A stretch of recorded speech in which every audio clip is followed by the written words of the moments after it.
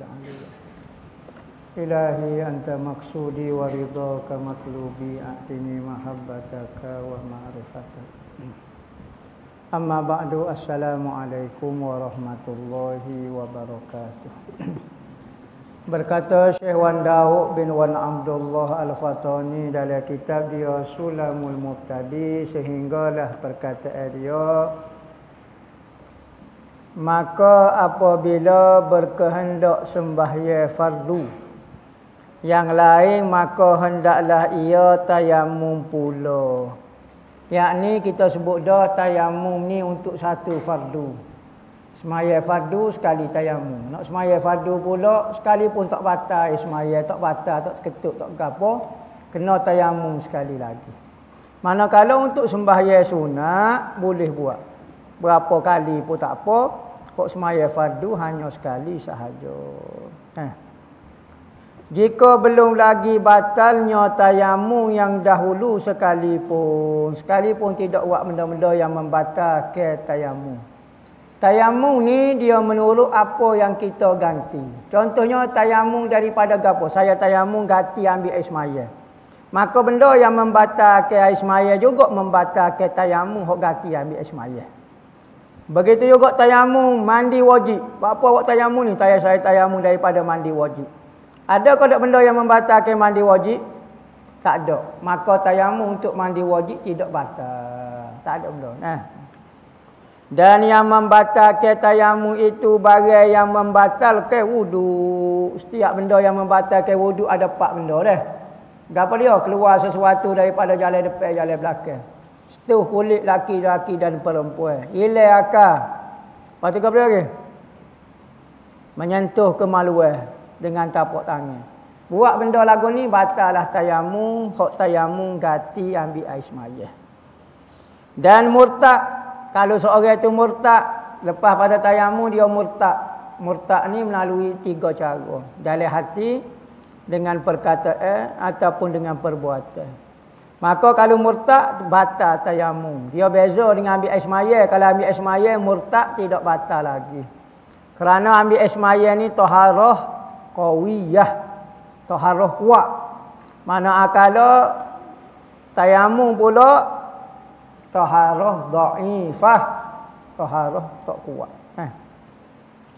Dan didapat air yang menyucikan, benda yang membatalkan tayamum lagi. Jumpa air. Apabila jumpa air, maka batallah tayamum. Kerana buat apa awak tayamum ni? Sebab tak ada air. Dah jumpa air, batallah tayamum. Atau dapat harganya, harga air. Orang kata ada orang jual air. Berapa riyal? 2 riyal sebotol. Yang tak ada pitih lagu mana. Maka tak ada pitih lah dia. Dia pun tayamum. Apabila tayamum tak boleh nak beli air, dia pun tayamum.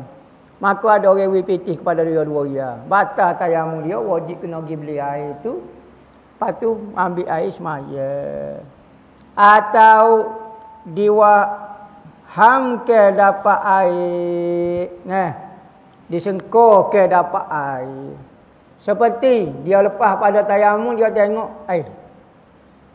Nampak macam lori air jual aiskrim ataupun lori air batu. Ada air lah maknanya. Ataupun dia tengok burung ko, menunjukkan benda tu ada air kawasan tu. Tak yakin tapi segera macam ada air kawasan tu. Ada benda-benda yang kita perasan macam ada air. Ataupun orang tu ubik daripada bangunan tu nampak segar, nampak basah kepala. Ada air kat situ. Maka terbatallah tayamum kita, wajib kena pergi jenguk air kawasan tu. Syahdan barang siapa batal wuduknya haram atasnya sembahyang fardu atau sunat. Apabila orang batal air semaya, maka benda pertama tak boleh buat, tak boleh semaya fardu ataupun semaya sunat. Semaya mayat pun tak boleh juga. Semaya mayat tak ada air semaya tak boleh. Ada pendapat kata semaya mayat kalau tak ada air semaya boleh. Ada pendapat tapi pendapat ni lemah lah. Kok muktamadnya semua jenis semaya tak boleh buat kalau kecuali ada air semaya. Dan tawaf Kaabah kena ada air semaya. Kalau tepuh dengan orang Tino batal air semaya, wajib kena berhenti daripada tawaf tu, dia ambil air semaya sambung semula. Ya beza tawah dengan semaya. Kalau terbatal air semaya tengah-tengah, maka kena start semula. 2 rakaat lah kita semaya, terbatal, wajib kena start semula. Ambil semaya, start semula. Beza dengan tawah. Tawah kalau terbatal, ya tawah ni 7 kali. Kita buat 3 kali dah terbatal. Gi ambil semaya, sambung sahaja 4 kali lagi, cukup 7 kali. Beza tawah dengan semaya, sambung dengan mula semula. Demikian jua dan menanggung mushaf tak boleh juga. Pegang Quran tak boleh juga menanggung. Itu maksud pegang. Pegang ni apa dia? Beza pegang dengan menanggung apa dia? Pegang ni kalau kita gerak dia tak gerak. Ni panggil pegang dah. Ni pegang panggil. Kalau menanggung, kita gerak, dia gerak. Kita gerak. Itu menanggung. Hamlu dengan mashu. Mashu ni menyentuh. Hamlu menanggung. Nah, dua-dua tak boleh kalau tak ada air semaya. Tak boleh pegang mushaf. Kecuali ada tafsir, ada benda lain, tak apalah. Menyentuhkan dia, bukan kata menanggung, menyentuh Al-Quran pun tak boleh juga. Melainkan kanak-kanak bagi kerana mengajinya. Kanak-kanak waktu belajar Al-Quran. Misalnya waktu bila kita mula ajar Al-Quran, budak umur 5 tahun, maka ketika tu baru dibenarkan dia pegang Quran untuk tujuan belajar. Tujuan lain tak boleh pegang juga kalau tak ada ismaya. Budak kalau tak ada ismaya tak boleh pegang juga. Kecuali dia dibenarkan pegang untuk belajar. Kerana nak jaga ismaya budak ni payah. Nah. Kalau benda lain, misalnya Quran tu jatuh, kita suruh adik ambil, dia pun ambil, dia tak ada ismaya, tak boleh.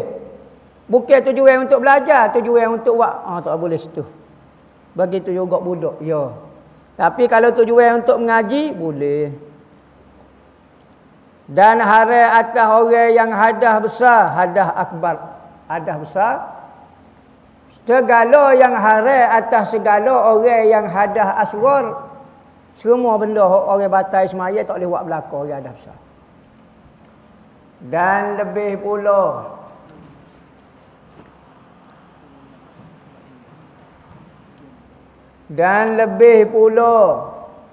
lebih lagi tambah ke apa dia? Lebih daripada 4 perkara saat ni.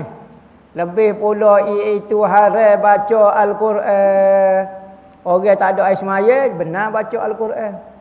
Manakala orang berhadas, baca pun tak boleh. Dan berhenti dalam masjid. Duduk dalam masjid, orang berhadas tak boleh hukum dia haram berdosa. Dan haram atas orang yang haid. Orang mari haid pula. Dan yang nipah segala yang tersebut itu. Semua orang haid haram. Apa dia? Semua hak hadas besar boleh. Tambah lagi haid paling besar sekali. Yang pertama hadas kecil, hadas besar, hadas haid dipanggil. Hadas besar sekali. Apa dia tambah lagi? Segala tersebut itu. Dan puasa. Orang berjunuk sah tak puasa? Sah. Orang berjunuk hadas besar misalnya. Maka hukum dia sah. Misalnya seorang itu setubuh waktu malam. Dia bangun pukul 11 tengah hari. Tak mandi junuk lagi. Batal tak puasa dia? Tak batal. Tapi kalau orang haid, tak boleh puasa. Batal lah puasa dia. Dahulu daripada putus haid. Dan ia menyerahkan diri bagi suami dia. Orang haid tak boleh. Tak boleh nak setubuh. Nah mungkin time waktu haid nak setubuh dengan bini, hukum dia haram. Atau penghulunya dijimaknya, ataupun dia ni hamba, dia serah kepada tuan dia. Kaedah dah. Tuan hamba boleh setubuh dengan hamba dia sekalipun tidak berkahwin. Tapi kalau haid tak boleh. Dan bergurau-gurau di antara pusat dengan lutut. Pusat dengan lutut. Gurau kawasan ni. Orang haid jangan gurau di antara kawasan ni. Kerana takut-takut telajak. Dia telajak gak. Gak tu dia tak ada break. Payah nak break. Dia telajak gak. Musim-musim hujan ni licin. Jadi dia jadi telajak gak. Tak boleh nak mayak dah. Tak boleh nak tolak dah. Jadi tak ada kekuatan lagu mana. Kau tarik ada. Jadi tak boleh gurau di antara pusat dengan lutut. Bagi orang haid. Takut-takut membawa kepada setubuh. Dahulu daripada putusnya, apabila putus haid dan mandi dengan niat angkat hadas, barulah boleh. Bukan kata awak berhenti dah haid, berhenti dah nak setubuh, tak boleh lagi. Kena dia mandi dulu baru boleh setubuh. Dan setengah daripada syarat sembahyang pula suci ia daripada najis. Wallahu a'lam.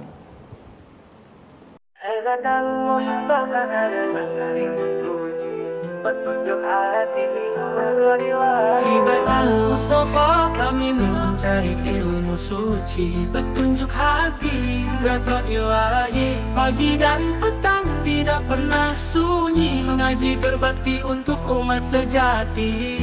Ribat al-Mustafa, cahaya Ibnu Muhammadi, ahli sunnah wal jamaah, jalan yang kami tempuh ini. Dengan iman dan ilmu kami melangkah pasti menuju ridha Allah di jalan yang suci.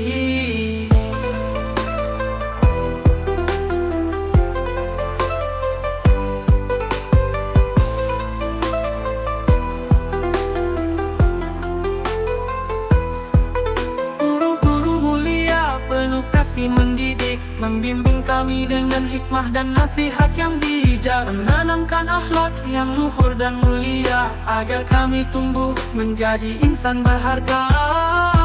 Ribat al-Mustafa, cahaya Ibnu Muhammadi, ahli sunnah wal jamaah, jalan yang kami tempuh ini. Dengan iman dan ilmu kami melangkah pasti menuju ridha Allah di jalan yang suci. Guru-guru mulia penuh kasih mendidik, pembimbing kami dengan hikmah dan nasihat yang bijak, menanamkan akhlak yang luhur dan mulia, agar kami tumbuh menjadi insan berharga. Ribat al-Mustafa, cahaya Ibnu Muhammadi, ahli sunnah wal jamaah, jalan yang kami tempuh ini. Dengan iman dan ilmu kami melangkah pasti menuju ridha Allah di jalan yang suci. Kami belajar tentang cinta sejati, cinta pada Allah dan Nabi yang suci. Dengan tekad bulat kami berjanji untuk selalu taat hingga akhir nanti. Ribat al-Mustafa, cahaya Ibnu Muhammadi, ahli sunnah wal jamaah, jalan yang kami tempuh ini. Dengan